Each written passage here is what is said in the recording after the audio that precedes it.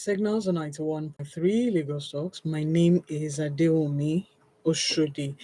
And we'll go straight to Signals Marketplace where we pitch and sell in 30 seconds. Well, the numbers to call is your name, your location. I was caught. Okay. Your name, your location, what are you selling, what's special about your product and service, and how can we reach you? Your WhatsApp line is fine. The numbers to call is 0809 191 3913, 0809 222 0913, 0809 191 3913. Your name, your location, what are you selling, what's special about your product and service, and how can we reach you? Your WhatsApp line is fine. Signals Marketplace, your name, your location, what are you selling, what's special about your product and service, and how can we reach you? The numbers to call is 0809 234 5913, 0809 191 3913, or 015151 Today, take this music and use it, let it take you. It's midnight. You're on an important call. Suddenly you hear, you have 1 minute remaining. You quickly check your wallet, and there's no cash. What if you could recharge without cash and even get some bonus? No problem. Recharge your MTN line by downloading my MTN NG app or dial *904# to buy airtime directly from your bank account anytime, any day, and enjoy a 15% bonus on every recharge. Yes, it's that easy. MTN. What are we doing today? Okay.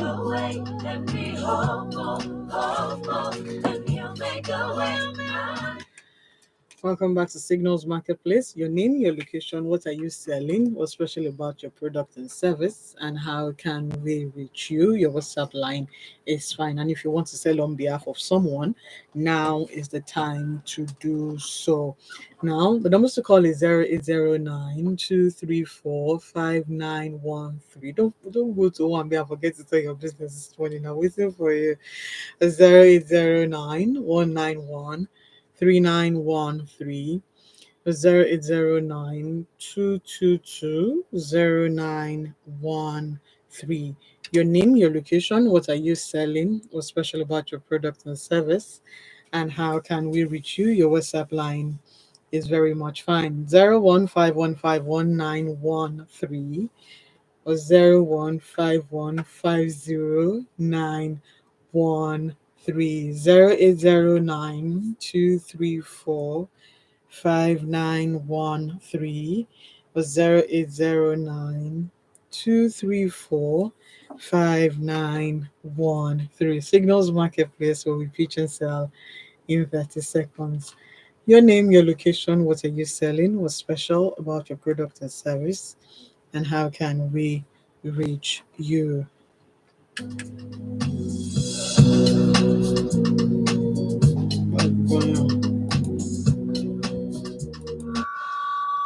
Hey. Listen to this to understand the amazing power of 5G. You're very good. You did all this by yourself. I'm fine. Oh, I'm fine. Who's your audience? I'm the one going to question you today. You'll be shocked. You'll be shocked. Don't do that. I'm good. No, we will see now. It will shock you. Okay, quickly, let's go. Who's your audience? What's the focus you want to focus on? No, I'm coming for you. Wait, yeah, but I need to know your audience so I can tailor my questions. Are they young people? Answer. I need to know. You know, that's what I was trying to ask you. 27 to 60. Male and female, Abby? Yes. Okay, what's the next question? What do you want? What do you want them to get from this interaction? Okay. Application to their business and how they can also grow and know that they're not making mistakes, even when it looks as if everybody is making money and they are not making money yet. So I'm happy. Okay. All right. So at the end of the day, if there's one thing you want them to get from this, is it to be motivated or is it to be more successful? Or give me. They have to know that they're doing well and that growth is gradual. Yes. So let me go back and come back. What's the next one? Before I'm coming. Welcome back to Signals on 91.3. I'm waiting for my people, right? So the numbers to call is 0809-191-3913. That's Signals Marketplace, where we pitch and sell in 30 seconds. And if you have that business and you're wondering, oh, can I call? Yes, you can. Yes, you can. Tell us what you're selling, what you're doing, and how people can interact with you via your WhatsApp line. So this is how it goes: your name, your location, your name. What's your name? Where are you staying? What are you selling? What's special about that product and service that endears you to your heart that you want people to come and patronize you? What value are you selling to us? And then the numbers to call is 0809-191-3913, 0809-234-5913, 0151519113. Hello, good morning. Hello. Hello. Good morning. Good morning. Your name Good and where morning. your name and where you calling us from? I'm Uncle Acha from Palomo Ikui. Okay. What are we selling? Yeah. I'm teaching. I'm an adult education specialist. I teach people how to read and write. That's cool. That's cool. So how can we reach you?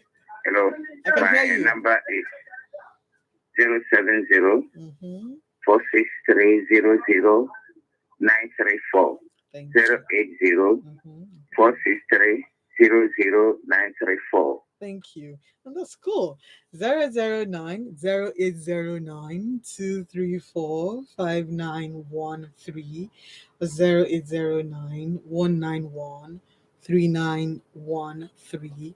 You could also call us 0151519113. Signals Marketplace. If you have a business, you have a product or service that you can exchange for value, now is the time to do so. 0151519113.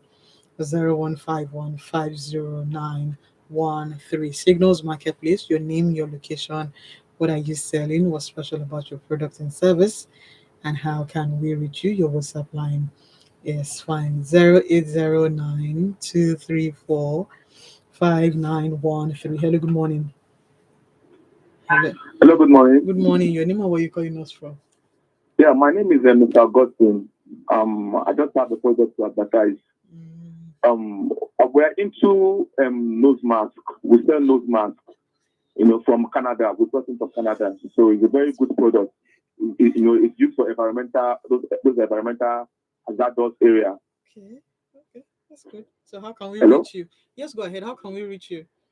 Okay, you can reach me on 080 Mm-hmm. 277 Mm-hmm. 484 Mm-hmm. 35. Thank you.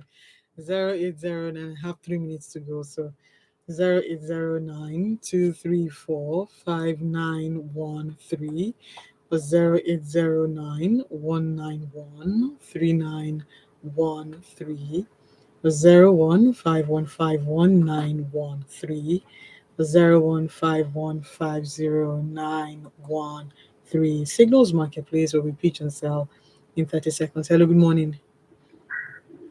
Hello, good morning. Good morning. Your name and where you calling us from? Samuel calling from Lagos. Okay, what's Samuel selling? No picture. Yeah, I'm an architectural designer. I do 3D visualizations and architectural drawings. So how can we reach you? My number is 070 Mm-hmm. 651 Mm-hmm. 73193. Thank you. 0151519113, 0151509113. Signals Marketplace, where we pitch and sell in 30 seconds. Your name, your location, what are you selling, what's special about your product and service, and how can we reach you? I have 2 minutes to go. Hello, good morning. Hello. Good morning. Good morning. Your name and where you calling us from? My name is Hugh. I'm calling from Lekki. Okay. I'm into fumigation and pest control studies for your general fumigation, mosquito, cockroach, rat. And we have our warranty is very, very encouraging because at least within 6 months you will experience and have this pest in your apartment. give us a call. And our phone number is 080 73608170. Thank you. 0809-234-5913 or 0809-234-5913 or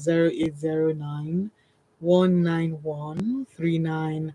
1 minute to go. 0151519113 or 015150 Signals Marketplace will we pitch and sell in 30 seconds. 0151519113 015150 Your name, your location, what are you selling, what are you pitching to us, and what's special about your product and service, and how can we reach you? Your WhatsApp line is fine. 0809. It's a countdown in some seconds. We wrap up this segment, so be part of it. Hello, good morning. Hello, good morning. Good morning. Your name or where you calling us from? Yeah, my big My location is Center. We're into building, architectural design, and property management, interior design. So we are committed to excellent delivery of services for any project you give to us. So how can we reach you? So my WhatsApp number is 081 81 017560. Thank you. And that's it for Signals Marketplace. We'll be right back. Don't go anywhere. You need to coach those guys on how to push the information out more effectively. Cost them. Coach. Coach, okay. You need to coach them. Because you only have like 20 seconds to deliver. Okay, so Signals served on Lagos Talk 91.3 every Saturday at 10 a.m. Your mind will dream again. That's okay. It's my mom. Okay. Just so I record what I can and then. It's alright. So here we go. Where are we going? Welcome back to Signals on 91.3, and this morning we'll be looking at gradual growth for business. I'm all about growing how our businesses are growing. I have with me the conversation this morning is gradual growth for SMEs. So if you think that you need to pack up the business that is not making money, it's about growth. So I have with me, I call him my Egbo because I call him my Egbo. Yes, so is a serial entrepreneur with extensive experience in bootstrap hospitality startups and operations in UK and in Nigeria. Is currently the founder and CEO of Millennium Apartments and Studios Service Apartments, and is also an executive director at Radiant School Festac, and is CEO of a real estate development company. So he's serial, right? Now let me go down a bit to say that he is also the recent past president of Faith Foundation's Alumni Association ESCO, a position he held for 3 years till November 2022. Well, and then it's plenty. But here is him in a nutshell. He has over 2 decades and 7 years of hands-on full range of business experience from concept, growth, operations and systems to scaling and existing. Now I'll tell you a short story before I mention his name. So sometimes 2 weeks ago, 3 weeks ago. So well, I have this WhatsApp that I share different memes. I like memes because my life is serious enough. So I just reached out and I said I wanted to see him, and then we had to see. And then I went back to school. Like, when you just go back to that, you're doing something right, but you just need to tweak it here a bit. And I took 4 hours of his time, and then I got back. I'm like, yo, me, I'm not the only one that should be hearing this kind of thing. Come on, let's share it. So I have with me Max Menkiti. I hope I got it right. Yes, and to be part of the program, you can call us, send us a WhatsApp message 0809 234 5913, or send us a WhatsApp message 009 234 5913. Welcome to Signals on 91.3. Yes, the mic check 1 2. Good morning. Hello. All right. Good morning, Lagos. Good Yes. morning, Adewunmi, Oshodi. You're doing a great job. Thank you. Glad to be here. Yeah, after a long time. Yeah, Yes. but The time is right. well, things happen when they need to happen, True. right? Yes. So let's it's time. Now, so we're talking gradual growth for SMEs, and there's something that while preparing, my people said, okay, so over 27 years of hands-on full range business experience. Oh, wow. What are some of the lessons that you're willing to share first before we? I didn't send you anything. I don't need to. Yeah, I mean, I appreciate that. Let me Yeah. just give a bit of background. So, ladies and gentlemen out there listening, Yeah. this is a blind interview, right? And so that means it's one that's unscripted. Yes. And the host or hostess has refused to share any questions that she'll be asking me earlier. So that makes it a lot more spontaneous and a lot more interesting. And I'm down for that. So let's see how it goes. Okay, so you talked about some of the 27 years of running business. Yeah, That's something. It's been a grind. You're going to spend that 27 years doing something anyway. That's a 27-year-old. If somebody has a 27-year-old son, that's So, and so it's taken that long for me to get where I'm going. Of course, others have done it in half the time, and some people have failed and turned away down the line. But yeah, my journey on this entrepreneurship thing has been since my early 20s. Okay. So let's go. What question would now you like to? the lessons that you're willing to share. Oh my God, the lessons are plenty. I want us to when share. You say willing to share, there are too many lessons, because the basic thing about entrepreneurism or being a business person or being an entrepreneur is you're always going to fail, right? So failure is how you get better. Okay. So and failures, when you take them the right way, they become lessons.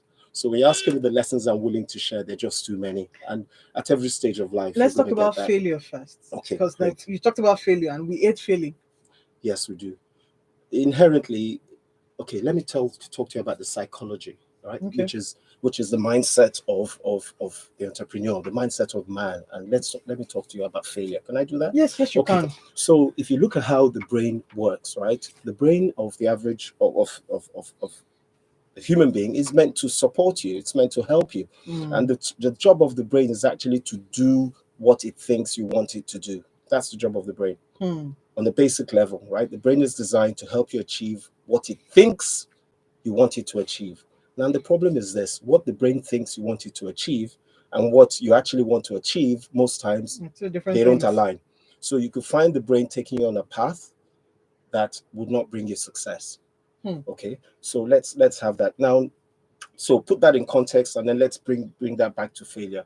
Failure now means that you have tried a few things, and while you've tried them, you possibly haven't gotten the desired outcome that you have wanted, right?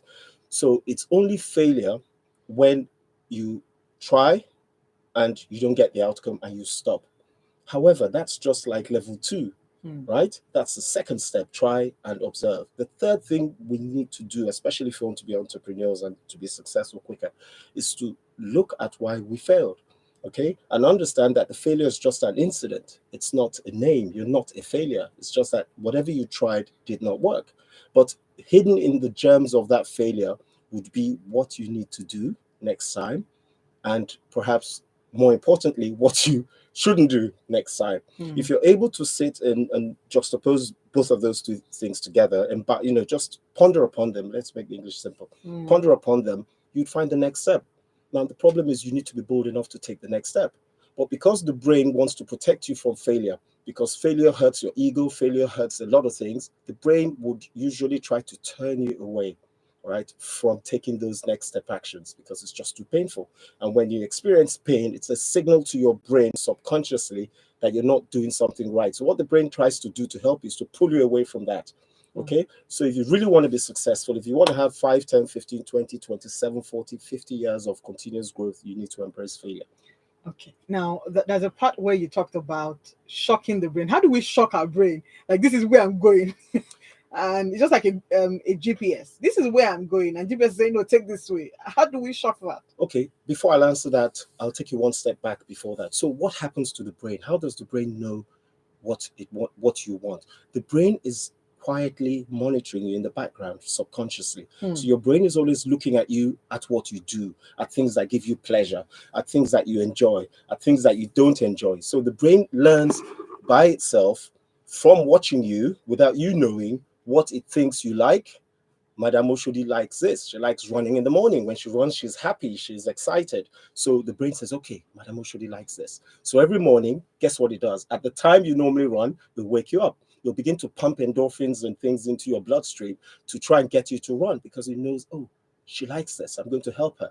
So you need to understand that basic thing first as how the brain works. The brain is in the background. We are the ones teaching our brain. When you sit with people that are negative and you begin to imbibe negative information, it changes your body chemistry. The brain picks up on that, so the brain It is knows always not to go there. Yeah, and you have to be careful about that because some people are happy when they complain.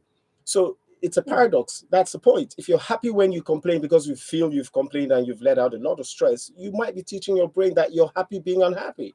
So what the brain is going to begin to do is begin to point to you or bring things that are going to make you complain more, right? And that's really not what you want to do. So first, the brain is always learning. We need to be aware, self-awareness, that the brain is always learning. Secondly, we need to purposefully begin to put the things we want the brain to focus on into the brain. So that's how you shock the brain. So you want to get up and start exercising or running in the morning. And I'll give you a perfect example. Every morning I like to do some form of aerobic exercise. And this morning I lay down about 5 o'clock and I heard thunder. And of course, the left side of my brain said, okay, it's going to rain. You're going on the radio show. Don't risk it. Just stay home. Just stay in bed for some time. And I said, okay, I'll stay in bed. That's a good reason, right? And 10 minutes later, I said to myself, I said, what are you doing? That's not you. Get out of bed, go for your run. At least get out there. And if it starts raining, you can come back, but you've made the effort. So I lay in bed for a while struggling. And eventually I decided to get up, put my shoes on and get out. And there we go. I did my run before I had a shower. And then here I am this morning. So the brain is always feeding you this thing. You have to be self-aware, to be aware that on a minute by minute basis, you're actually going down the wrong path. And you must make that choice to move yourself out. So two things to retrain the brain. One, be aware that your brain is always going to do something when you're not telling it what to do. And typically what it's going to do is not what you want for success. Two, reprogram your brain by repeating to yourself. The brain learns when you do things repeatedly. So if you get up and you say, okay, I'm going for a run. Next day I'm going for a run. Third day I'm going for a run. After about 50, 60, 70 days, the brain is going to say, okay, she likes to go for a run. I'm going to help her. Right? So repetition is the way we program our brain, but you have to be self-aware first that your brain is leading you down another path. So to shock your brain, ma'am, repetition. So it doesn't matter these customers I'm going to speak to. I feel nervous. They are giving me, I feel I can't present to them, but it doesn't matter. I'm going to do it. I'm going to go for that sales meeting. I'm going to sit at that meeting. I know I'm going to be terrible the first time I do it. I know I'm going to talk nonsense, but I'm going to do it. And then when you come out, you're like, okay, I did it and I talked nonsense and I didn't get the sale. But what did I do wrong? You learn from what you did wrong. You research if possible, and then you say to yourself, I'm going to do it again. That's what all great people do. They get back and do it again. And you do it again, and you do it again, and you do it again. And one day it works. You make the sale. And you're so happy, and your brain goes, hold on a minute, she's happy. Okay, so the brain tries to remember for you, what did she do? What sequence? Was it the way she talked, etc.? And that way you begin to shock your brain and move your brain from the left side, where it's a hindrance to your goal, even though it thinks it's protecting you, to the right side where it's positive. When it's positive, what the brain now does is it opens up. It thinks, okay, she wants to be good at sales. It starts showing you things about sales. Everywhere you look at YouTube, you see things about sales. You look at billboards when you're driving down the street, you see an advert of sales, and your brain becomes more conscious about these things, and it helps you win. So shock your brain, be aware, and move it to the side of where you want to be, and your brain becomes your best friend. Nice. Now we move on to the next. One of the things that you earlier on said before expanding on what the brain likes and what the brain doesn't is pain. Now, we don't like when you lose a sale, for example, when you lose that business, you're like, okay. And then because we have not made a win or we have not made a sale, we have not closed that business, it looks like, okay, I'm in pain. I should close down this business. And what the business is, don't close me down yet, right? What can I do differently? But because the person of the entrepreneur is not willing to acknowledge the pain. Okay, that's it happens to everybody. First of all, I like to talk to Lagos out there. Look, it happens to everybody. All Okay. right. You're not Elon alone. Musk, it's a normal function, right? We run from pain and we move towards pleasure. But the human being is actually wired psychologically to run faster away from pain than it is to run closer to pleasure.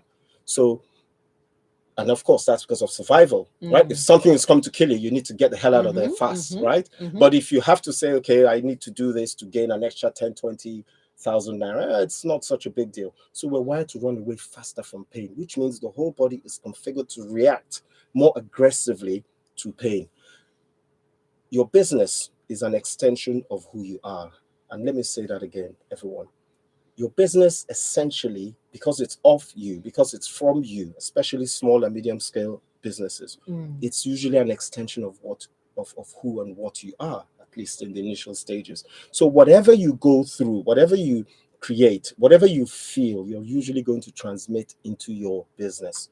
So when you are in a business situation and something has happened, you've experienced some kind of failure, maybe your landlord has come to jack you up, and I'm sure many people out there can relate to this. Maybe staff have left you at a critical time, and there are tons of them. It causes you pain. Now, what you need to do, again, as rule number one, be self-aware. You need to be aware that you're in pain.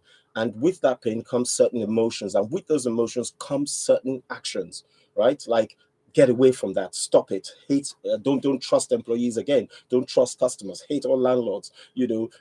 Make it a tribal thing or make it a racial thing if you're abroad or whatever it is. Those are normal. You need to be aware that that's the normal feeling.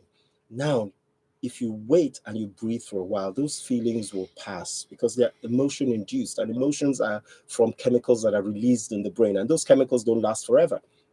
35 minutes, 7 minutes, etc. When they go, you might feel bad and remorseful, but you need to always ask yourself one question that will get you back. What is the right thing for me to do for this business to succeed?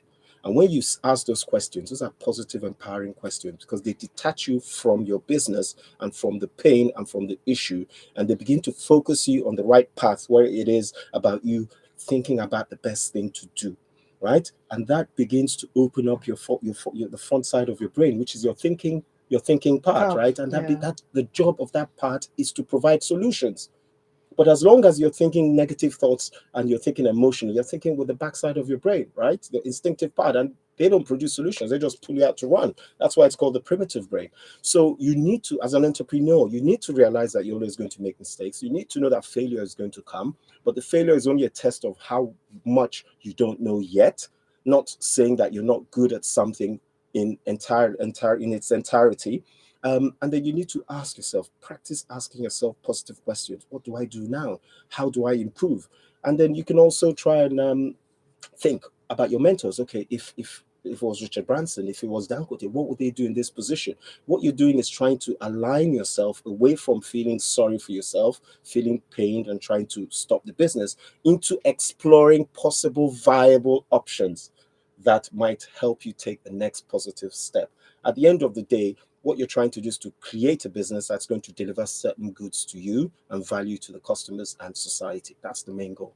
Now, this leads me to one of the things that entrepreneurs also go through is having to make hard decisions, right?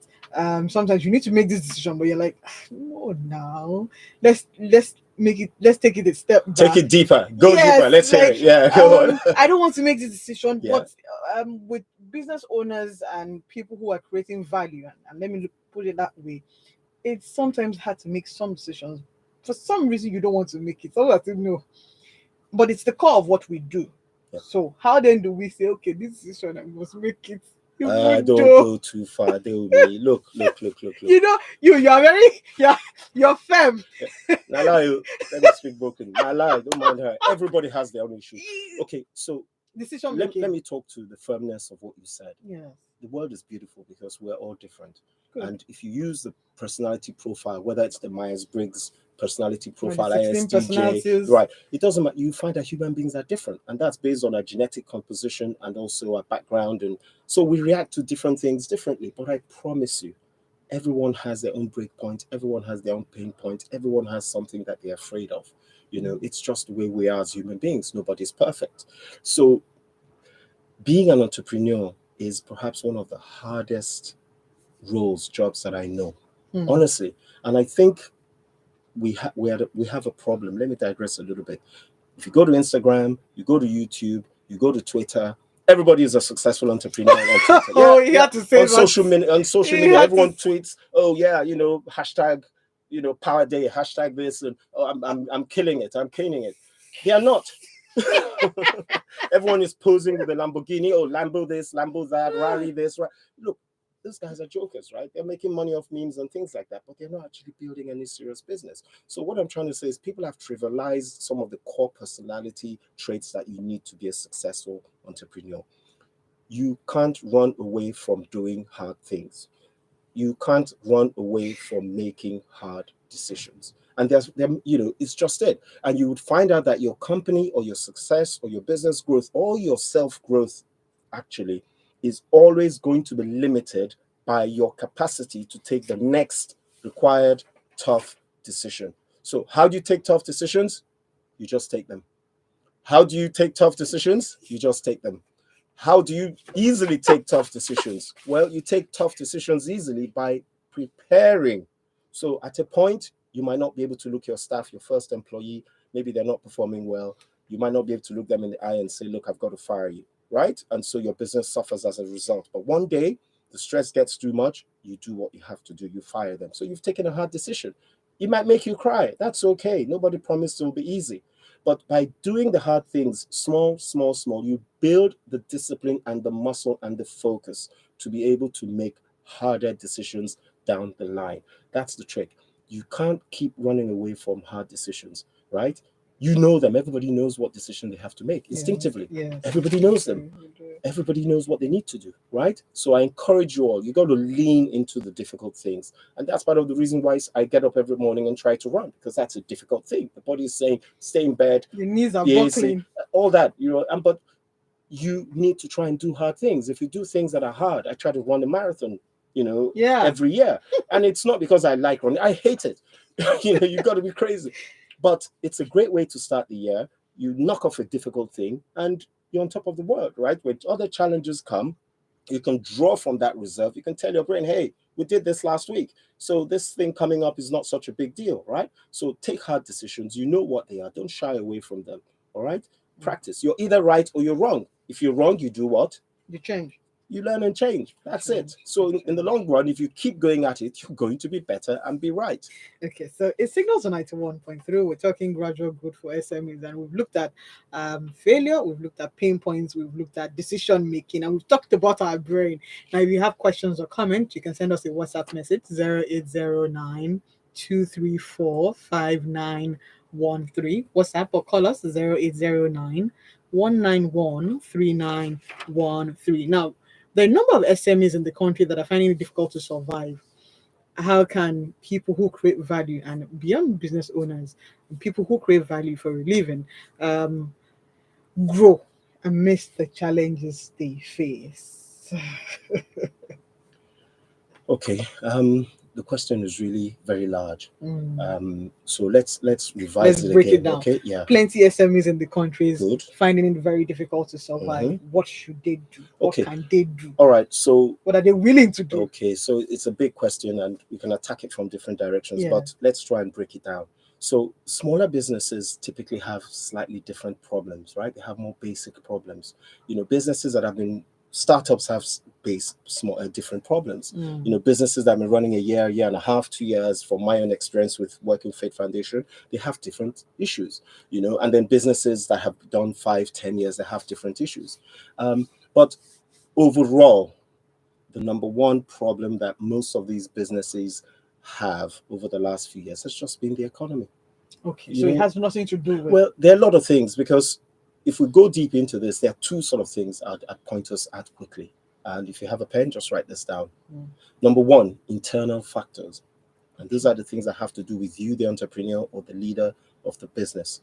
And number two, external factors, right? So Okay, let's go there. Yes, most people talk about external factors, which are things like the economy, etc. And to be honest, Nigeria hasn't been in a great place, right? We haven't really pulled our weight as we could have. And as a result, there have been a lot of challenges that have come across right from COVID. So we've had growth most of the years, but not really strong enough growth. So there are a lot of challenges. People do complain about a lot of things here. But let me take you guys away from that and bring you into the internal factors, because that really is what rules. I mean, the book says, I think the Bible says, look, as within, so without. What that means is, as you are internally, so shall you create. As a man thinketh in his heart, there you go. So what that means is this, and it means that we actually are the biggest problems we have to our business. I'm sorry, but I'm going to say it, right? Because even in a bad economy, there are people that prosper. Yes. I remember once about 3-4 years ago, I was having a management meeting with some of my staff on Mondays, and we're talking about our growth, and we're pretty happy. And the manager was saying, "Yeah, we've achieved this, and this is fine. Everything's on track." And I let everyone talk, and I said, "Look, guys, we're doing good, but we're not doing great." And they were shocked, And I said, "Look, I know it's because of me as a leader. I'm a problem. We're doing fine, but I know that I'm not pulling at my highest potential." And I know, and they're like, "No, but Oga, you're doing well, etc." And I said, "No, let me ask you guys a simple question." So I asked them, I said, if I were to resign or check out today, do you believe that there's another CEO that could come into this business with the same staff, with the same resources, with the same customers, the same properties? They would take this business 2, 3, 4 times higher than where we are today. And they kept quiet. And I asked them the question again. Do you believe someone could step in here using everything that is at the disposal of that I have, and they would take this company 1, 2, 3 times higher? And the answer was yes. I said, okay, so we're doing fine, but we're not doing great. There's still things that we need to go through, and there's still things that we need to achieve. So let's stop patting ourselves on the back long term. Let's begin to become the kind of people that will achieve the results that if a new team were brought in here and we all lost our jobs today, we could achieve. So that's what I mean by internal. You need to look at, are there those things that I'm afraid of? Am I afraid of sales? So if I'm afraid of sales internally, that means when I don't want to have sales meetings at the company. Or I know I should have sales staff, I have sales staff. If I'm afraid of confrontation with people and the sales staff are not delivering, then when I turn up for the sales meeting, because I don't like confrontation with people, I'm not able to lead properly, and therefore our sales suffer. Those are internal factors. So what I'd say is, even in a challenging environment like in Nigeria today, as people look, the rewards are still there if you're able to focus in on the internal factors and try to put your house in order. There's always room for improvement. There's always room to do things better. There's always room to serve your customers better. There's always room to talk to your clients better. So let's focus on those internal things, because they're within our locus of control. Those are things we can control. Yes. You can't control very much who the local government chairman is. No. You can't control if they clear the gutters in front of your office or your house. You can complain all day about it. You can't control if it's going to rain. In fact, we know when it rains, we might have floods in some places, and that's going to affect you. So what you should do is try and look at delivering to your customers. You have to look at getting digital. If your customers can't come to you, how else can I bring my products to the market? So there are those external challenges, but I'd rather for today just focus on the internal ones. But the external ones, we all know them. Let's, like you rightly said, let's focus on internal. And for most businesses, right, they always talk about structure. And sometimes structure looks like a very big word. Break down structure for somebody who has done it. It's me. I'm laughing. Again, I love your questions, but they're very large, and I want the audience listening to get particular things out. So I would assume that when you say structure, you're talking about systems, processes, operations. So these are the things. So because sometimes it's when people just push it and you're like, okay, what am I not doing? Well, okay, so let's talk to that. What is a business really? A business is really just somebody having an idea on how to deliver value, right? It could be a product or it could be a service. So someone has an idea. I mean, okay, my best definition for what a business is Richard Branson. He gave this definition. I said a business is just your idea of making somebody else's life better. And that's it. So it's just having an idea that you're going to improve something or create something or offer something that's going to add value. It's going to improve somebody's life, right? Yes. Okay, that's what a business is. Now, you need to most of in Nigeria, actually, we have most of our businesses are micro and small scale businesses. That's where most people start. So your neighbor tailor, the person that does cake baking and things A like that. shoemaker, Yeah, they're not yet very strong with branches. Most of them are from home, right? So let's start speaking to those people if they're listening. So your business is just a way that you deliver things. When people talk about structure, don't let it phase you, and don't let the English get too complicated there. Structure, just remove that structure. What you should be looking at is a system. How do I deliver what I deliver? And you should be able to break that down into the necessary steps. So I'm a shoemaker, or I'm a fashion designer. You should be able to get a small piece of paper, try and break down what you do between when you come into your office or wherever it is in the morning, and when you get your product out, and just list them out as steps. So the first thing I do is I look for design patterns in a magazine, on Instagram or whatever it is. I copy those patterns, then I send them to my clients, and then they choose, and then I practice them and just break them down into steps. Then when you've broken down what you do into steps, you basically try to visualize operationally how your business works. You've taken it from your head where you know how to do it, and you've now written it down on a piece of paper. You're halfway there. That's structure. That's half of it. From taking what is in your mind, yes, to paper. Put it down on paper, such that or your phone, such as somebody else can read it and understand the steps. When you look at that, you now find that there are steps that occur all the time. I need to fuel my gen every morning. I need to do this. So from there, now you can move into planning. Sure. Okay. So instead of fueling my gen every day, can I buy petrol once a week, for example, so that I'm more efficient for the remaining 4, 5, 6 days? That's what so you're beginning to now develop structures for purchasing, structures for measuring your petrol, right? You begin to look at it and say, okay, do I need people to come and help me? Okay, I have a part-time tailor that comes in random. Can I put that person to work instead on Saturdays only? That's what it is. So you begin to systemize your business such that you're able to understand what each aspect does, if each aspect is contributing positively or actually just not doing much. And you can now prepare to bring other people to assist you in the business because you've now mapped out the business. That's what it is. And that doesn't stop from here till Dangote refineries. Same thing. Okay, so nothing over the top. It's just little processes. Start small. Map your business out on a piece of paper. So that mind mapping, we're going back there. We're going back there. You like that? Yes, I do. The signals on 91.3. We have questions for Max. Is here if you need him to. If you have something that you're struggling with and you need him to answer, kindly call us 0809 191 3913. Or if you're busy jotting, it's all right. 015151 or send us a WhatsApp message 0809 234 5913. Now, let's talk a little bit about risk when starting a business or when the business is actually growing. Risk coming into place. How do we now manage those little risks? And it can sometimes be big. Okay. You can't run from them because the definition of an entrepreneur includes someone that takes risks. The only thing is that entrepreneurs take calculated risks. So we're not rushing around just trying to see what risk we're going to bump into. That's kind of foolish. So you can't get away from risk. And the reason there's risk is because you can't have everything. And because you can't have everything at the same time, you're going to have to prioritize what you want most, right? So clarity, vision and clarity.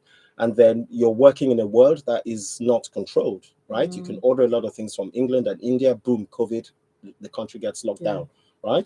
So when you have those kind of challenges, it's inherently a risky world. So we're going to have to take risk, but you can't stop risk and you can't run away from risk. What entrepreneurs do is what they call risk mitigation. We can break the English down. Calculating your risk, knowing that this thing can happen. You have to be aware of the level of risks in your business. Okay. And then you have to take actions to try and reduce those level of risks. Let me give you an example. And there are risks at all levels. So one of the levels of risk, for example, could be that you don't have enough money to pay your rent yet, and your landlord has been nice to you, and you feel you might be able to squeeze out another 3-4 months from him while you quickly get the money together. That's a risk, right? Okay. Because legally you're already in the red zone, but you're hoping that business will come in. Well, So you can... yeah, you're hoping that the guy or the lady's not going to come and kick the door down and shut you down, right? So that's a risk, but you've got to wait out. Okay, what do I know about this person? Are they nice? Have I been able to pay my rent? So I have a good relationship with them. Are they understanding? That's one risk, but that's a big risk, because if it doesn't work out that way, you'll be shut down. So things that can affect your business drastically are big risks. What you do is you make sure that you are not in the position where such risks can come and shut you down. Now, the smaller risk could be, for example, you run out of inventory. Okay, you're trying to gauge how much input. Let's say you use what should we use? Let's say use flour, right? And you need 10 kg of flour, and you order 10 kg of flour, but you get an order last minute on Friday or Saturday, and your 10 kg of flour is not enough, right? Okay, so that's not going to hurt your business to a large degree. So what another thing people should do, so the answer, or one of the answers I'm going to recommend, again, I'm talking to the small, medium scale businesses, is you need to write your risks down. It's part of envisioning your business, and do you know what? It's these risks that actually give us anxiety. That's what it's really true, ladies and gentlemen. It's these things that can shut us down, that we're not good at, that we can't predict, that we're afraid of. These are the things that cause pretty much 80 to 90% of the anxiety and worry and stress that small business people go through. A simple way out of this is to map your risks, right? You just need to get a piece of paper, and you need to sit by yourself, just get an A4 sheet, a pen or a pencil, and you just need to write them down. What are my fears? What am I afraid of? Number one, I'm not going to make my rent. I just have enough money to pay 1 year. I'm not sure if at the end of the year I'd have saved enough. Number two, just write a risk. I don't think I can find staff that are going to be loyal to me. Number three, the act of getting these things down from your brain onto a piece of paper. From your chest. Yes. From your chest. Actually adds a layer of necessary emotional detachment, right? So one, the anxiety level goes down, and two, because you've now gotten a little bit of perspective on them, you can now begin to think about what the answers would be. And so you should have a list of what your risks and your pains and anxiety are. And I'd advise or recommend that periodically you review them, and you'll be inspired. You will be inspired. Part of your inspiration about that may come about not being able to pay your rent might be, I need to get in with a microfinance bank or a bank that loves entrepreneurs, that understands my cash flow, that can lend me money at a good rate so that I can meet any rent shortfall. So when you look at that and you have the answer from when you start, your brain, or you now, can configure your company as you work to look for such a bank, rather than carrying that risk and fear in your mind. And then 2 months when your rent is due, you can't sleep, you can't eat, you can't function, you can't. And it's happened to all of us. Don't listen. Look, let's it happens all the time. Even the best of us. Sure. Hey, there are people that have taken projects on multi-million-dollar projects, and they can't sleep. So you would have to be begging the god of sleep. So please bring identify your risks, and then begin to think about them.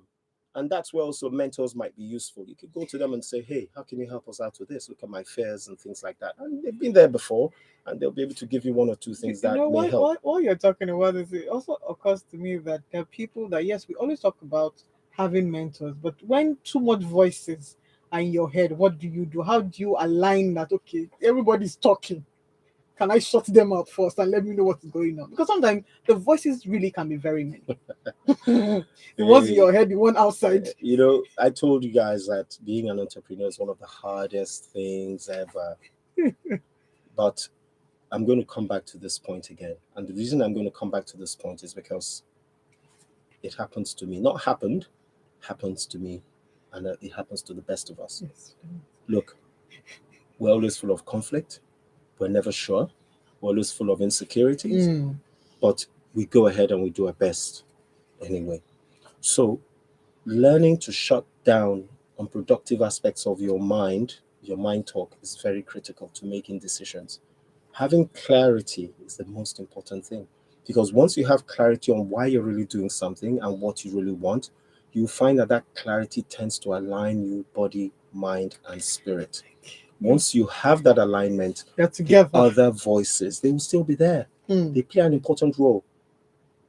And I'll explain that in a minute. But you have clarity. So no matter what those voices say, you are internally inspired and externally motivated to go for your dreams, regardless of what the consequences of failure might be. The signals on 91.3. To think that time is almost up. Wait, I'm coming. Now, leading. Yeah, Wow, yes. time flies. It does. But we're Now, having fun. yes. Yeah. Like, I'm excelling. I should have brought my coffee in, actually. Now, leading several teams with over 70 plus staff, how do you measure productivity? That's a very, very good question. Okay. Human being. I will start with this first. Yeah. Nigeria is not really a place that values productivity. And the reason, and so I want to put that out there, I want to put that as a template to the questions, to the answers I'm going to give. The reason is because we, as perhaps a cultural nation, from a cultural perspective, we as people, we don't really value time. I remember when my early days as an entrepreneur, when I came back from England, and I'll talk to someone, say, hey, what time is it coming? Or what time is it? And the person will tell me it's after 8. I'm like, what? I said, after 8. And you'll ask the same person again a few minutes later, what time is it? Oh, after 9. And I the lack of precision, after 8 to 9, there could be 59 possibilities, right? But that was the general thing.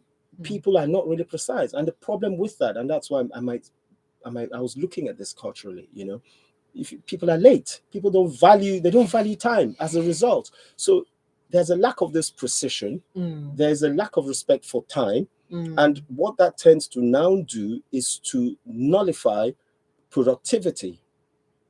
Right? So I want to put that out there, and sure, maybe people agree with me, they won't agree with me. These are my perspectives and my observations over working in different countries. So for productivity, you must first have a culture that respects time. Then when you're looking at managing a large team, you need to have the core goals and vision of the company. So the core people at the top need to know, like in the schools, in Radiant schools, the people at the top need to know what your focus is, right? They need to know what they're leading, and they need to know what to expect.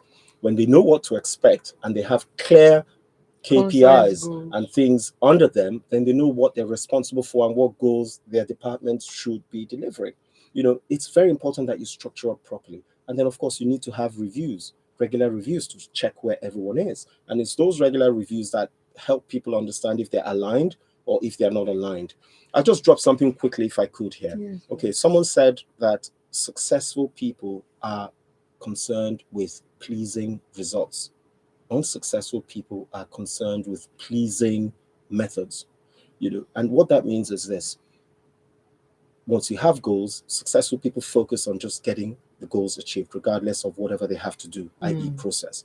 But unsuccessful people are happy with pleasing processes. So they might, I've worked so hard on this and it's been a tough day at work and it's a hard week, but they haven't moved the ball an inch. That's the essence. And we often have that a lot, where people are more interested in being busy in the busyness, in the business, being busy in the business, but they're not actually focusing on the things they need to. And in that case, productivity is never going to be aligned, right? So you're going to be paying a lot of things, time, money, etc., but the goals of the company are never really going to be met. And the problem is this: if the goals of the company are not met, then everybody is going to be sacked, including the owners at some point. So we need to pay attention to productivity, but it starts with proper respect for time and understanding that goals are really the bedrock of all success.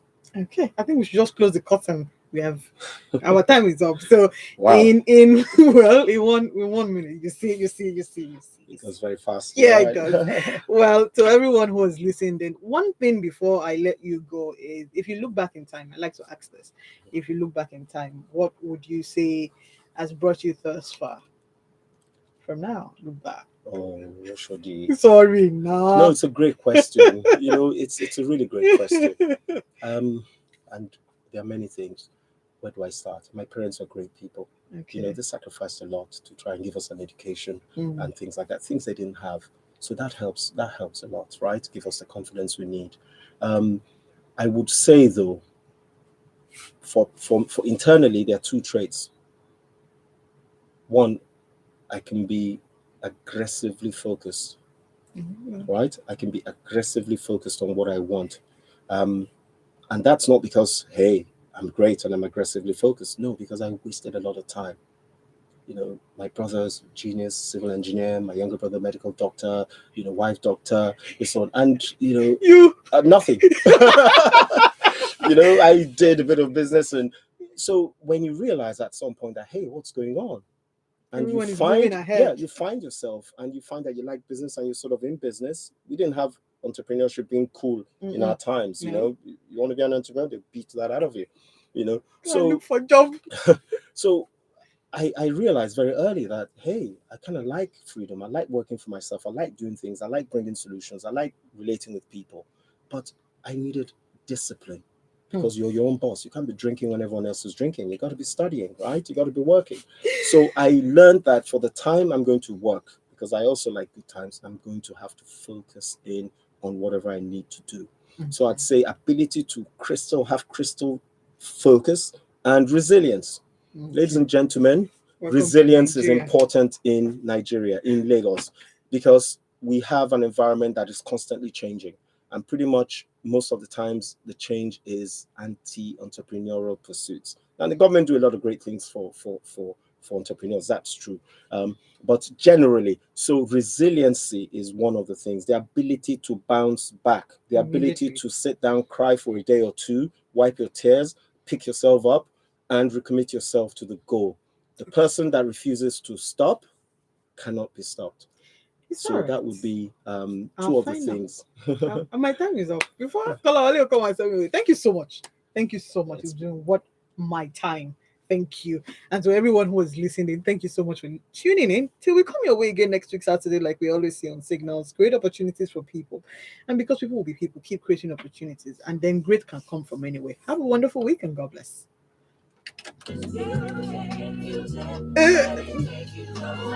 Yes. So how did it go? We did well.